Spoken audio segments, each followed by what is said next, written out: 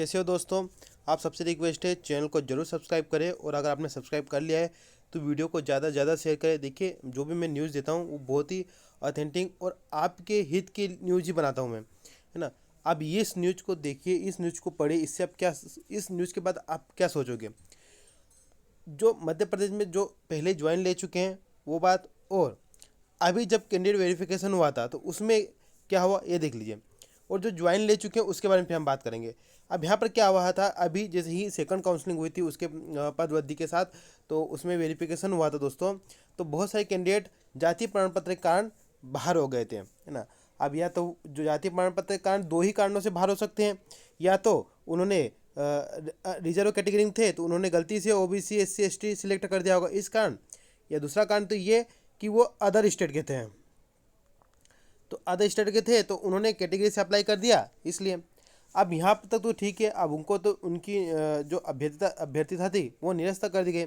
लेकिन अब जब उन्हें अभ्यर्थन का मौका दिया तो उन्होंने, जो कैंडिडेट अदर स्टेट के थे, उन्होंने जाति प्रमाण पत्र तत्काल बनवा भी लिए और वहाँ पर सबमिट भी कर दिया अभ्यर्थन में। आप सोचिए कितनी फास्ट ये काम हो गया है, और आपके कास्ट सर्टिफिकेट भी बन गए उनके, और यहाँ पर उन्होंने सबमिट भी कर दिया है, आनंद फानन में बना भी दिया और बन भी गए। सबसे पहली बात तो बन भी गए, ठीक है, अनुविभागीय अधिकारी के। तो एक तो सबसे बड़ी बात ये है कि ये सर्टिफिकेट बन कैसे गए।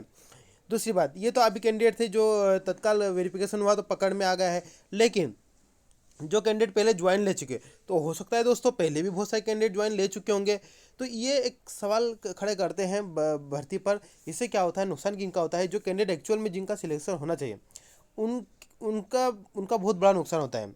अब इसका सोल्यूशन यही है, जैसे कि सेंट्रल गवर्नमेंट में होता है, क्या होता है कि आपको ज्वाइनिंग दे दी जाती है ना, लेकिन इंटरनली विभाग डॉक्यूमेंट्स वेरीफाई करवाता है यूनिवर्सिटी से, आपने जहाँ से अपने आपके सर्टिफिकेट जारी हुए वहाँ से। इंटरनली आपको पता भी नहीं चलता, ओके, आपको पता भी नहीं चलता कि आपके डॉक्यूमेंट्स भेजे गए, सबके भेजे जाते हैं। मेरे साथ भी ऐसा ही हुआ, ओके। तो ये करना चाहिए, इससे क्या होता है, सत्यता पता चल जाती है। दूसरी बात, जाति प्रमाण पत्र डिजिटल होता है, ये तो विभाग तत्काल पता कर सकता है, वेरिफिकेशन के टाइम ही नंबर डालने के बाद ही आपके सामने डिटेल आ जाएगी, ठीक है। तो कम से कम, ज़्यादा नहीं, चलो यूनिवर्सिटी नहीं तो कम से कम कास्ट सर्टिफिकेट तो विभाग एट द टाइम प्रेजेंट ही चेक कर सकता है। तो ये प्रोसेस करनी चाहिए, इंटरनली करनी चाहिए ज्वाइन। मैं ये नहीं बोला कि इसके कारण आपकी भर्ती लेट हो, रोकी जाए, नहीं, ये चीज़ें इंटरनली चलती है। आप ज्वाइन हो चुके हो, आप 2 साल के प्रोविजन पीरियड में, 2 या 3 साल के, तो ये उस प्रोविजन पीरियड में कार्रवाई कर देनी चाहिए थी। इससे क्या होता है कि देखिए, जो पारदर्शिता होनी चाहिए वो बरकरार रहती है दोस्तों। आप अभी खुद देख लीजिए, आपके सामने ये एक एग्जाम्पल है कि शिक्षक भर्ती प्रक्रिया में दूसरे राज्य के फर्जी जातीय प्रमाण पत्रों का मामला सामने आया है। यह प्रमाण पत्र उन अभ्यर्थियों के पकड़े गए हैं जिनका अभ्यर्थी के लिए चयन हुआ है। जिला शिक्षा अधिकारियों द्वारा अपनी जांच के बाद भेजी गई सत्यापित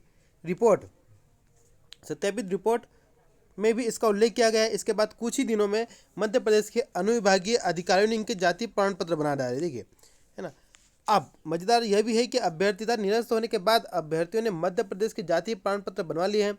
डीपीआई में अधिकारियों का कहना है कि अब इस मामले में अनुविभागीय अधिकारियों की भूमिका सवालों के घेरे में है। अभी मैं नहीं बोला दोस्तों, मैं जो भी बात बता रहा हूँ मैं अपने तरफ से नहीं बताता हूँ, जो भी अधिकारी जो जिस बात को बोलते हैं उस बात को मैं अपने न्यूज़ के माध्यम से आपके तक पहुँचाता हूँ।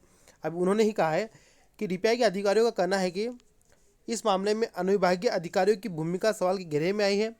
अफसरों के अनुसार राजधानी भोपाल में ही एक मामला सामने है। इसके अलावा इंदौर, छिंदवाड़ा, ग्वालियर जिले से परीक्षा देने वाले अभ्यर्थियों के जिला शिक्षा अधिकारियों से भी सत्यापित रिपोर्ट में इन दस्तावेजों के अमान्य होने का जिक्र है। संचालनालय में अधिकारियों का कहना है कि फर्जी जाति प्रमाण पत्र महाराष्ट्र, उत्तर प्रदेश और राजस्थान राज्यों के थे। दूसरे राज्यों के होने के कारण इन अभ्यर्थियों की अभ्यर्थता अमान्य कर दी गई थी। इन्होंने चंद दिनों में, यहाँ पर क्या कहा गया कि चंद दिनों में मध्य प्रदेश के निवासी होने का दावा करते हुए जाति प्रमाण पत्र संलग्न करने की कोशिश की है। अफसरों का दावा है कि जाति प्रमाण पत्र के आधार पर अभ्यर्थी आरक्षण का लाभ मांग रहे हैं, लेकिन ऐसा नहीं होने दिया जाएगा। संचालनालय के अफसर कहते हैं कि पड़ोसी राज्यों के सटे जिलों में ज़्यादातर ऐसे प्रकरण सामने आए। तो ये आपके सामने न्यूज़ है, इस पर आपका क्या विचार है जरूर शेयर करें। धन्यवाद।